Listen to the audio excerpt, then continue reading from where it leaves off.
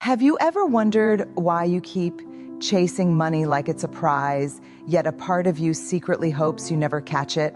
Why something as simple as wanting a better life feels heavy, guilty, almost dangerous? You tell yourself it's ambition. You tell yourself it's manifestation. But deep down, you can feel the truth pressing against your chest. Wanting more has never felt safe, and no one ever explained why. Not until now. Because the real reason you struggle with money doesn't live in your bank account. It lives in your body, in the memories you never asked for, in the silence you learned to survive. And before you go blaming yourself again, breathe. You're not broken. You're not failing. You're not missing some magical manifestation frequency. You're carrying beliefs you didn't choose, planted in you long before you had the power to question them. Think back, not to the moments you post online, not to the things you brag about. Think back to the moments you avoid, the ones that shaped you quietly, the ones that taught you what money really meant. Maybe money sounded like arguments behind closed doors. Maybe it looked like disappointed faces, tight jaws, or whispered worries you pretended not to hear.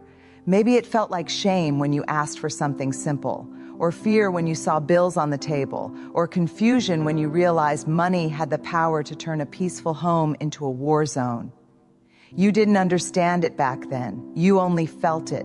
And feelings become beliefs long before words do. So you grew up thinking money is unstable, money is tension, money is conflict, money is the reason people change, money is the reason people hurt, money is the reason love becomes conditional. And even if you don't say it out loud, your body remembers it all. That memory is the wall you keep running into every time you try to manifest abundance. Because while the adult version of you says, I want to be rich, the child inside you whispers, but rich was never safe. And guess which voice wins? The one that formed first, the one that learned to protect you, the one that believes money is not an opportunity but a threat. That's why you hesitate when good things come your way, why you procrastinate on projects that could change your life, why you lose motivation right when you're about to make progress, why you dream big at midnight but shrink by morning. It's not self-sabotage, it's self-defense.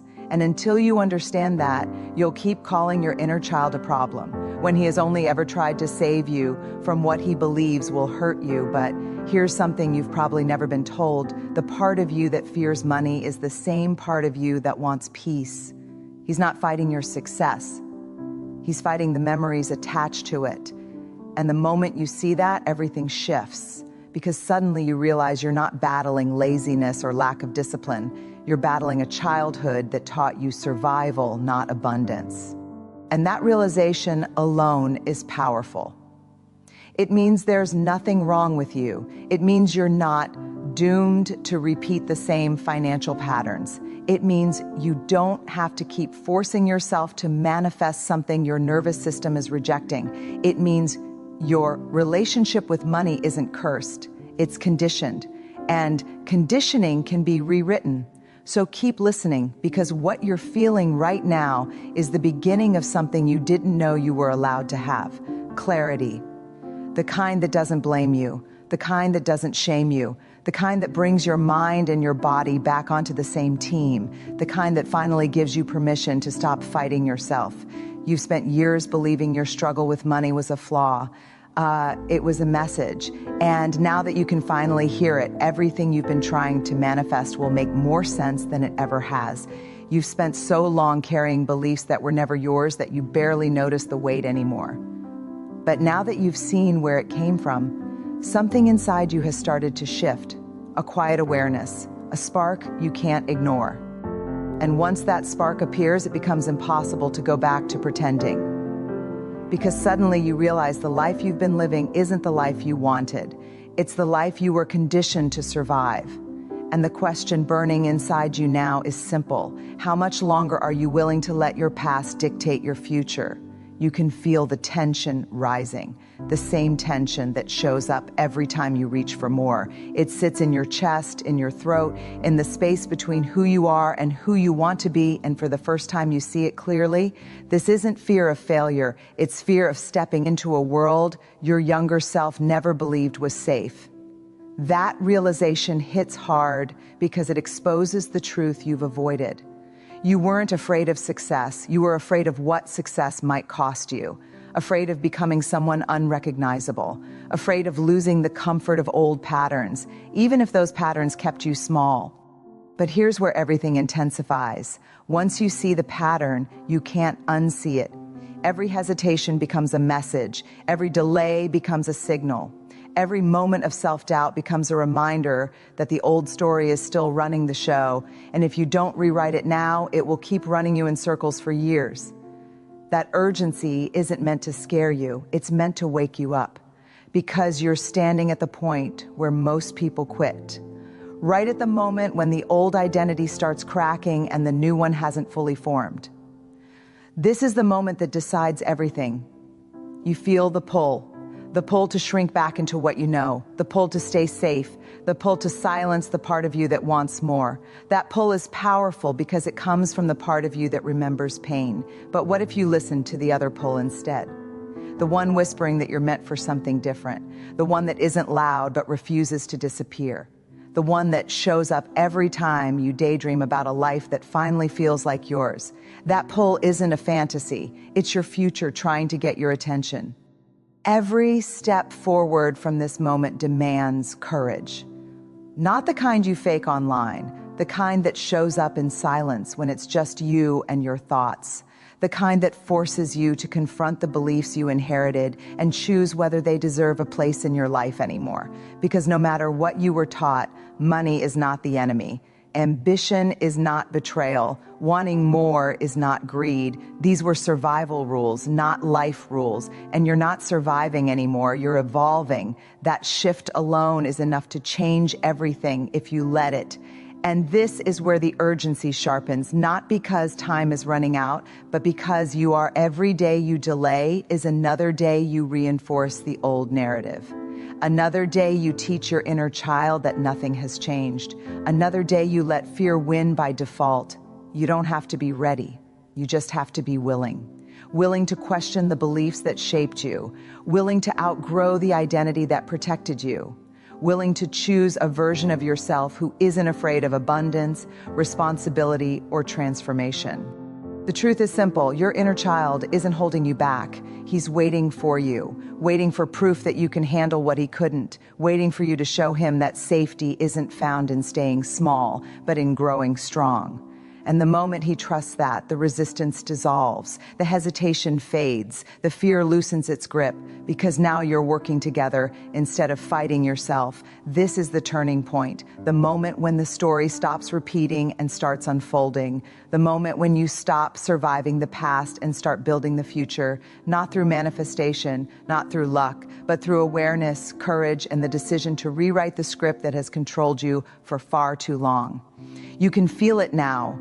The pressure building, the truth pushing its way to the surface, the realization that you've lived your entire life responding to fears that were never yours. And once that truth hits, there's no turning back. You start noticing the small moments where you shrink, the subtle ways you sabotage opportunities, the quiet voice that tells you to wait, to pause, to stay exactly where you are. It isn't weakness, it's conditioning. But conditioning only controls you when you stay unconscious, and you are not unconscious anymore. Something inside you is waking up, something that refuses to accept the same limits that defined your past.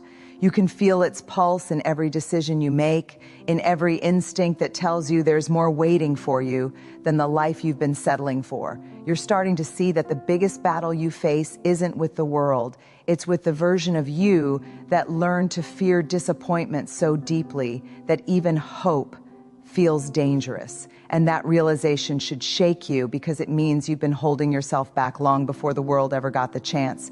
But this awakening comes with a cost. Once you see the cage, you can't pretend you're not in it. Once you hear the excuses, you can't pretend they're facts. And once you feel the desire for more rising inside you, you can't pretend it's going away. You've outgrown the story that kept you small. And even if it terrifies you, you know you can't stay there anymore. The tension you feel right now isn't a sign of failure. It's the pressure of transformation. It's the old identity cracking under the weight of the person you're becoming. You're starting to understand that the fear isn't proof you're on the wrong path. It's proof you're finally stepping onto a new one. Fear shows up when you're moving into territory your old self never dared to explore. Fear appears when you're breaking generational beliefs without even realizing it. Fear rises when you're rewriting patterns that have shaped your family for decades. That's why the stakes feel so high. That's why every step feels like a risk. You're not just changing your mind, you're changing your lineage. And the truth is, no one is coming to rescue you from this moment. No one is going to sit you down and tell you you're ready. No one is going to guarantee that every step will make sense. This part of the journey is yours alone. It demands honesty, it demands courage, it demands the willingness to walk even when the ground beneath you feels unfamiliar. Because this is where most people slip back into their old lives. This is where they convince themselves that wanting more is too much. This is where they choose comfort over growth. But you feel something different, an inner push that refuses to let you go back to who you were. That push is your future trying to reach you. It's the version of you who stopped hiding, the version who stopped apologizing for wanting more, the version who refuses to let childhood fears dictate adult decisions. And he's not calling you softly, he's calling you urgently, because he knows what happens if you don't move now. You fall back into the same routine. You numb yourself with the same distractions. You settle for the same excuses. And a year from now, nothing changes, except the weight of regret. But it doesn't have to be that way. You have the power to shift everything the moment you decide you're done letting fear make your choices. You don't have to erase your past. You only have to stop letting it lead. The inner child who once protected you has done his job. Now it's your turn to protect him by showing him a life where money isn't chaos, ambition isn't danger, and wanting more isn't a crime. This is the moment where you choose who you become. Not because someone tells you to, not because you're trying to prove anything, but because you finally understand you're capable of more than the story you were handed. And once you choose that, the world around you begins to shift in ways you never imagined possible.